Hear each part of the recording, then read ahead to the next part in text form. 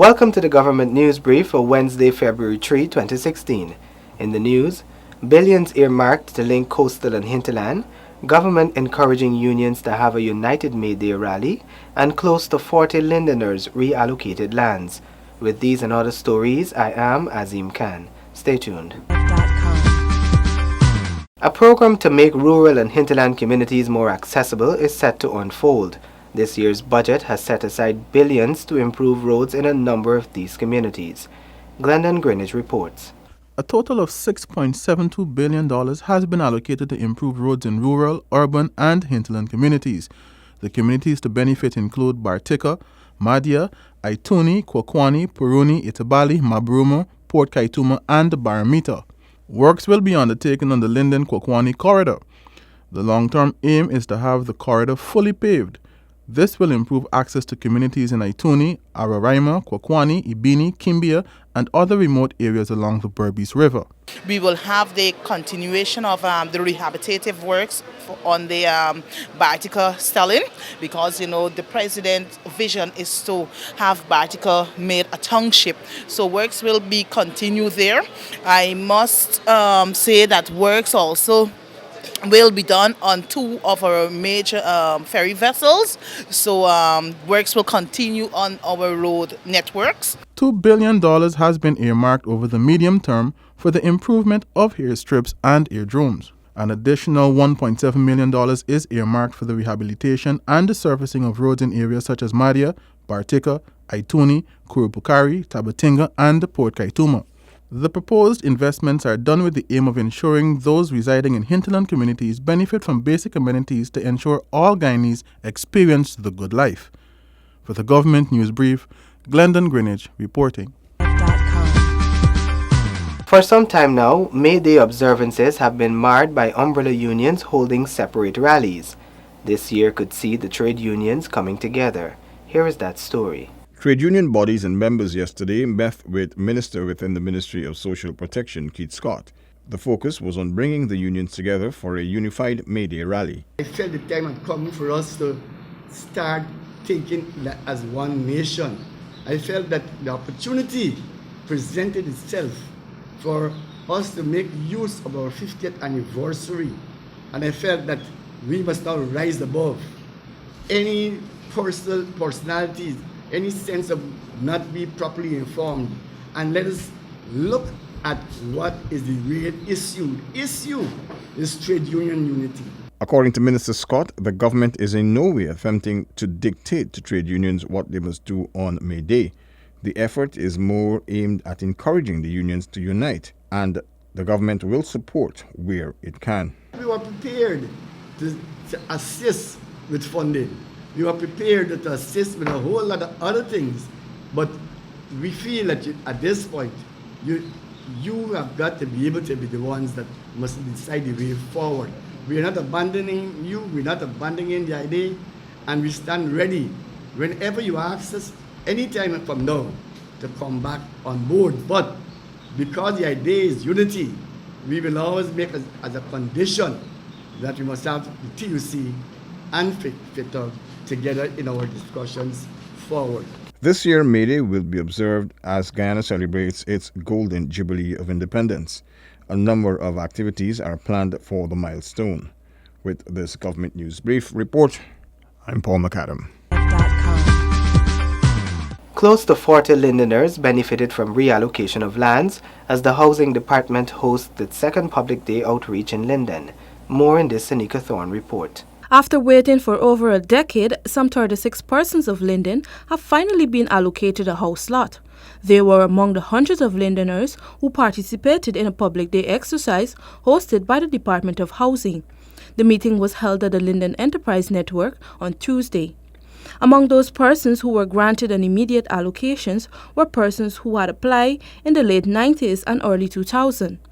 Others benefited from reallocations based on affordability. But today, I was able to reallocate to some people because we had a few 92,000 land in Amelia's ward, a few 300,000, and we were able to allocate to persons who were pending from since 97, 98, 2000. I could have only deal with up to 2005. So I think that this public day was another successful day. You saw the crowds. I had to ask some people to go on the outside and had some officers to deal with them on the outside while we deal with those on the inside. So it means that people are thirsty for the service that we're offering. Meanwhile, a number of persons raised concerns regarding the regularizations of squatting areas. Some of these persons have been squatting for over 20 years. We do have here in Linden a number of squatter settlements, like, around the country. The sad thing, though, is that some of these persons are squatting on government reserves, and those we cannot accommodate. And so very shortly, I will be coming back in and do a program on the local radio and the television, and we are going to say to these persons, begin to move, because we cannot regularize those persons. That means we will be presiding over lawlessness. The Central Planning and Housing Authority is in the process of identifying areas in Amelia's Ward, Blueberry Hill, Riz Rock and 1 Mile to be developed for allocations. Persons who have been squatting on lands would have the opportunity to obtain a piece of land once those new areas are equipped with roads, water, electricity and recreational facilities. For the Government News Brief, Seneca Thorne reporting.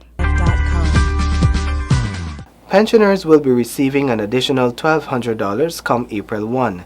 Minister of Finance Winston Jordan noted that this is an indication that the government continues to govern with all Guyanese in mind.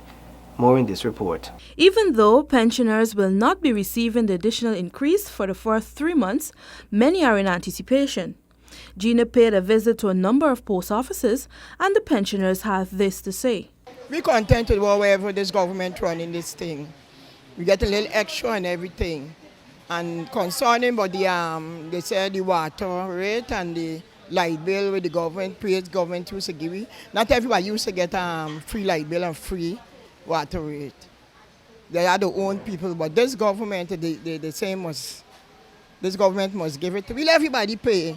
The more we getting the old age pension, we get a little extra, we can pay. Yes, I think it's very good.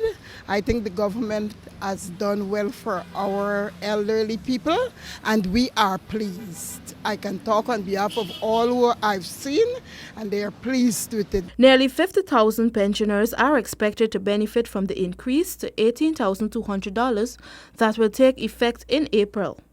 Over the past 8 months, the APNU-AFC coalition government has given pensioners 2 significant increases. In addition, over 9,600 persons will be receiving an increase in public assistance. This will be raised from $6,500 to $7,300.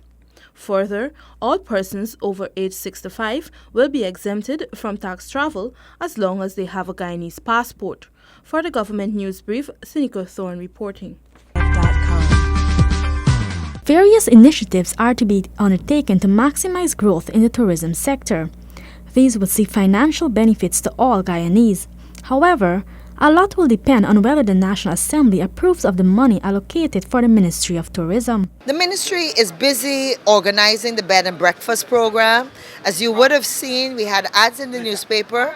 And so there's the whole approach in terms of speaking to individuals that would have contacted the ministry, that would be willing to open up part of their home to service and to ensure additional accommodation for our guests. In addition to developing a package for persons who are vacationing in Guyana, the ministry is also looking at a one-day program for persons who are on a brief visit. We're doing things like we're preparing a list right now about activities that people can do in a day.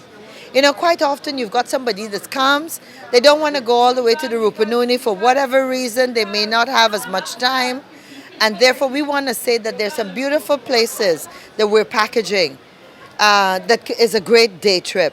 Additionally, hardcore tourism and ecotourism will be continuously explored. The ministry is working to develop the tourism sector to be a more robust contributor to the national economy. Shanazalo reporting for this Government News Brief. That has brought us to the end of the Government News Brief for Wednesday, February 3, 2016. You can find all our programs on our website. We are also on Facebook and YouTube.